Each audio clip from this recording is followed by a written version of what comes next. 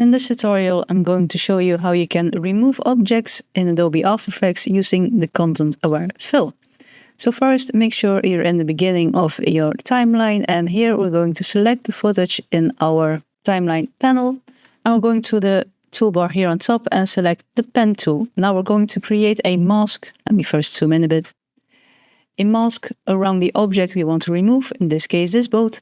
And we're going to make the mask as close as possible to the object, but still keeping some space between the object and the mask, so After Effects has the space to analyze the frames better. So something like this. And when you finish your mask, you can press the M key on your keyboard, and then for the moment set the mask to none so we see what we're doing. Now here, because this is a moving object, moving footage, we have to have our mask follow our object, of course. And you can do this manually by keyframing, but you can also right-click the mask here and use the Track Mask panel here, which is visible. You can go to Window and then choose Tracker. And here you have several methods you can choose. Standard, it's on position, scale, rotation. You can also add the scale if you want to. And then we're going to press this Track Selected Masks Forward. This can take a while, but we're going to let After Effects do its thing. And when After Effects has finished, you see that it made all these keyframes here. And you can check your footage to see if your mask is really following the object correctly. If it's not correct, then you can select the keyframe here and then move the mask around. And when you're happy with it, we're now going to go to the next step, and that's using the Content-Aware Fill panel here, which if it isn't visible, you can go to Window and then choose Content-Aware Fill. And then here, we're going to set our mask to Subtract. And now we see what we're going to do here.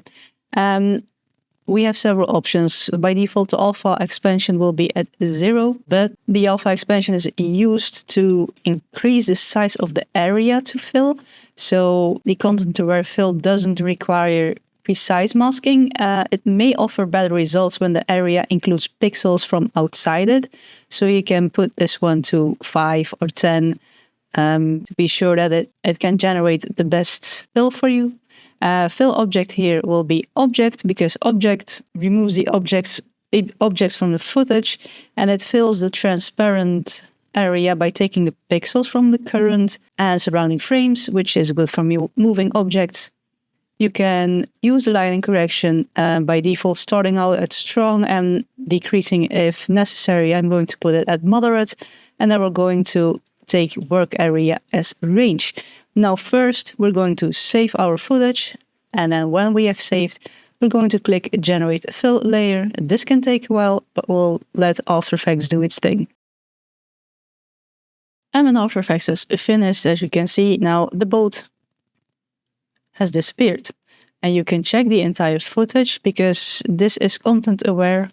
It can be finicky, it can generate weird things, it can miss things, but this one does look good. If it's not good, you can try again by altering your mask, making your alpha expansion bigger, making your lighting correction different, just so you get the best version possible. But this one did a quite okay job. Let me know in the comments below if you like this video. Be sure to press the thumbs up button if you did. Press that subscribe button to see more of my videos. I have new ones going live every week. And for now, thank you for watching my video. Stay creative, and I hope to see you in the next one.